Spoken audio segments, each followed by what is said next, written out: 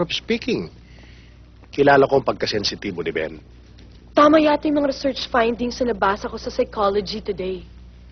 Na napakasensitibo raw talaga ng mga mahihirap. Madali silang mag-self-pity, mag-withdraw, mag-wallow in tears. At kapag napuno sila, nagiging bayolente. Totoo yan, sir. Maraming mahirap ang ganyan. Sa halip na tulungan nila ang sarili nila, naninisi ng iba at nananakit. Di lang nananakit, pumapatay pa. Para bang ayaw nila makakita ang mga taong umaasenso. Kaya tuloy lalo silang nalulubog sa kahirapan. Huwag ninyong i-apply ang mga dayuhang findings sa mga ugali ng mga kapwa Pinoy natin. Sadyang kasama sa ating kultura ang pagiging sensitibo at pagkamalahanin. Mahihirap man ay may mga puso rin silang ginintuan. I should know because I have been and still one of them. Pareho lamang kami ni Ben ng pinanggalingan.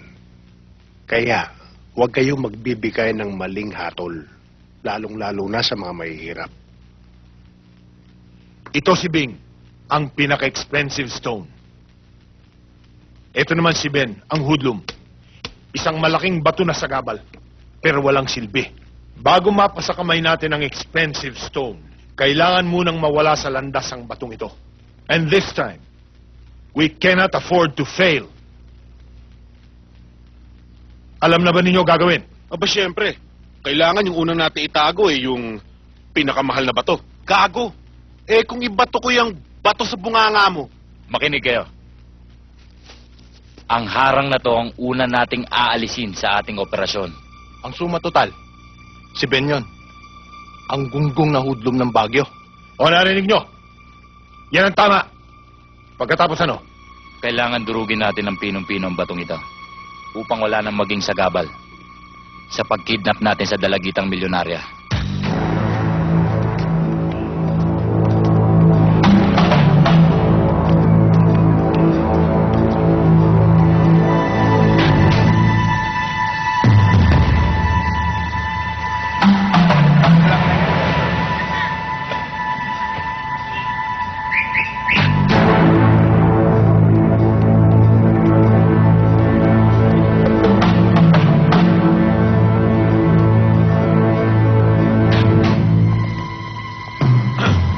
Miss Desk Clerk, Yes, sir. May I help you? pwede bang humingi ng konting information? Ano po yun? Meron ba nag-check-in dito nga nagngangalang Ben Benhar? Nung Lunes po, meron pero nag-check out din po sila. Boss! Ano po yun, sir?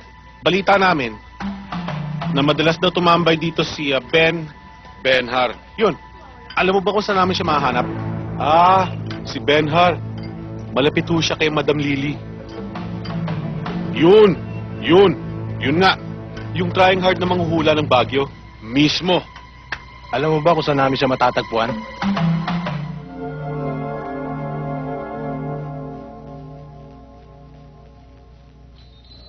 Nakikita ko na si Benhar!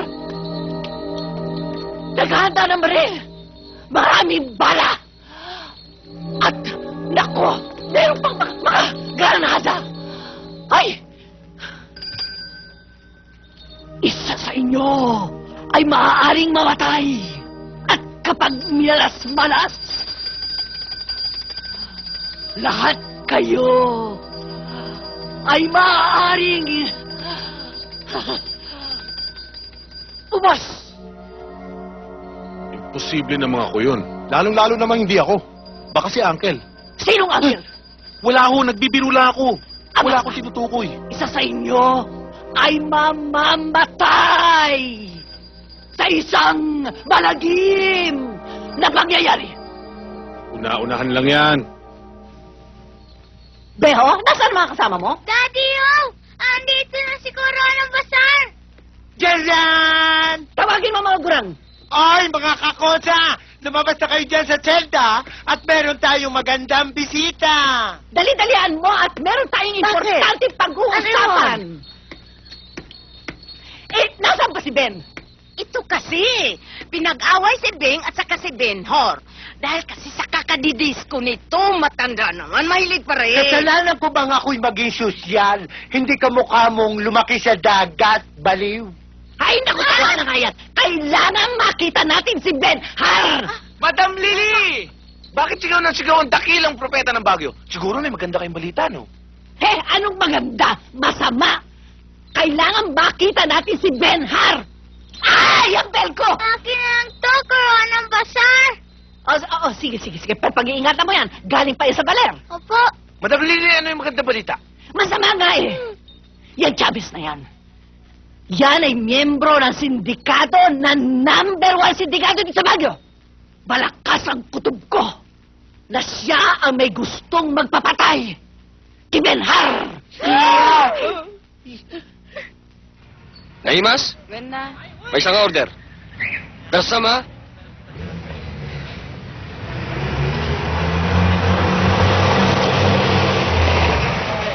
Yung ba?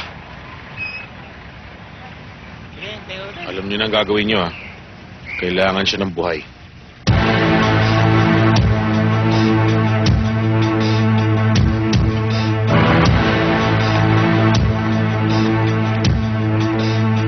Tumander ka! Malambot yung lalamunan ko, ha? Baka matulak ka ng kapwa mo. Huwag kang papalag, sasama ka sa amin! Yo! Ren, ha?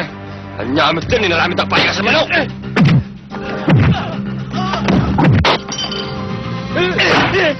Ben, harapin! Di kutsilo, di almasin! Haw, karapaw! Paano? Ben, diya!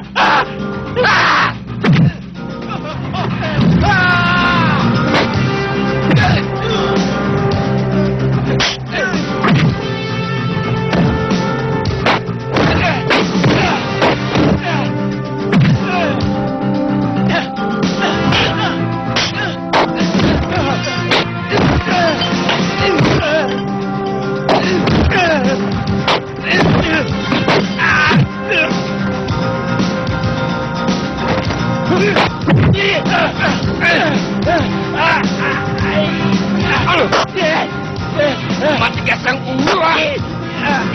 Matalas, ha?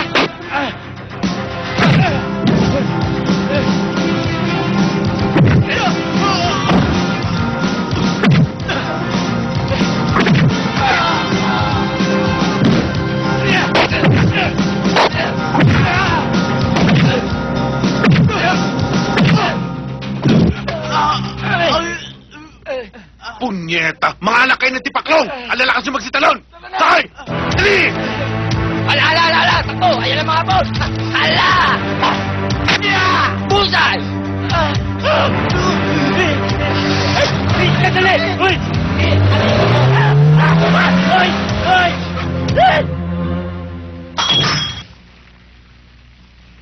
Napakasimpleng bagay. Hindi nyo pa makayanan. Pwes ibahin natin ang strategy. Balik tayo sa dati.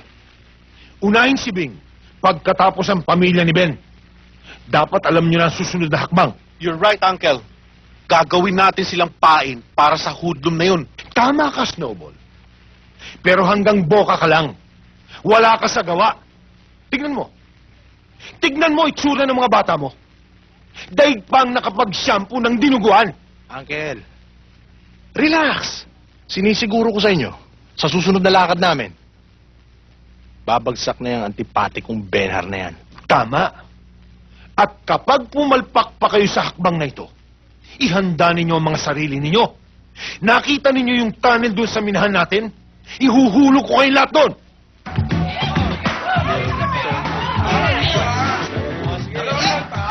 Oh, okay ka lang? Hindi ko ata nakikita ang hilaw na brother-in-law mo, Dave. May gap kasi lang utol ko eh. Nagkatampuan dahil sa'yo. Sa akin? I'm not guilty. Wala akong kasalanan, ha? Ba't ba si Ben ang tinatarget mo? Nandiyan naman si Joem, willing and able. Puro na lang Benar, eh. Andiyan naman si Joy, willing magpakasal sa'yo yan. Well, marriage, that can wait. Pero kung magagaling kay Ben ang proposal, it surely cannot wait. Wala ka ng pag-asa roon. Dahil engaged na rin siya sa utol ni Dave. Eh kung paanda rin ko ang karisma ko.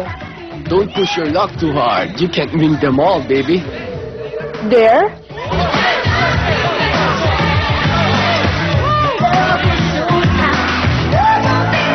Ikaw naman, Barakuda, 10, tigilan mo na yung 11, hula-hoop mo. 12, Dahil ang katawan mong 14, buntis sa hangin, wala ng pag-asa. 17, Hoy, abangan tayo nabubuhay, may pag-asa. Tigilan mo na yung puliling mo, Beho. Ano ba talaga ang Gagaling pangarap po mo? kayo. Maging sorbetero? Eh, lalong hindi gagaling ang Lola Gretchen mo. Oo nga, pupuntahan na lang natin ang Kuya Ben mo. Tapos tigilan mo na yung pagkampana mo dahil baka lumipat pa sa'yo yung black magic ni Madam Lily. Okay? Okay. Kiss. Good.